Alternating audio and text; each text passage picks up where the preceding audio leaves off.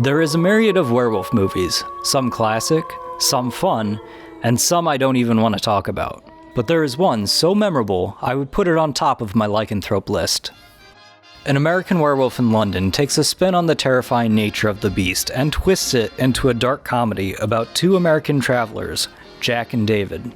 It starts right out with a cheeky metaphor where the two sightseers are being carted along with some sheep. Their journey is interrupted on the moors, where a cursed creature attacks them, disemboweling Jack and infecting David with werewolf disease. He is then carted to a hospital, where he meets a very trusting nurse, who falls for him and takes him in. While the two are fawning over each other, David is struggling with wild dreams and visions of his dead friend who warns him of his werewolfism. Beware the moon, David. According to director John Landis, he came up with a script when he and his friend came across a gypsy burial ritual, where the body was wrapped in garlic and planted feet first, so it couldn't return from the grave. So we stood there for like 45 minutes watching this thing, and Sasha, meanwhile, has just pissed himself. He's laughing so hard. He thought it was the funniest thing.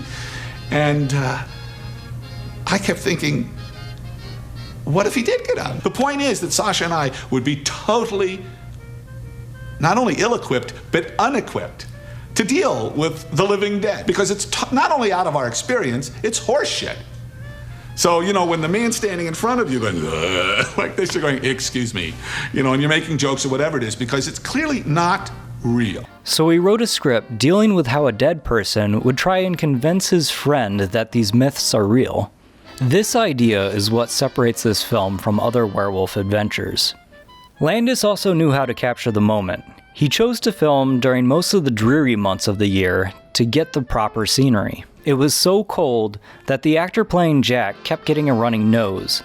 At one point he thought he heard Landis yell "cut," so he started wiping his nose and laughing along with his acting counterpart. Landis left this in because it fit perfectly with the end of the scene and it seemed to work well with the mood and dialogue. You can't overlook the superb practical effects in this film, yet I don't want to overlook the great sound design as well. The unnerving wolf sounds were created by merging several different sounds together, including pigs, trains, panthers, and believe it or not, they would even throw in a wolf every now and then just for good measure. This film takes a worn concept, stays true to the original lore, and presents it at a new angle.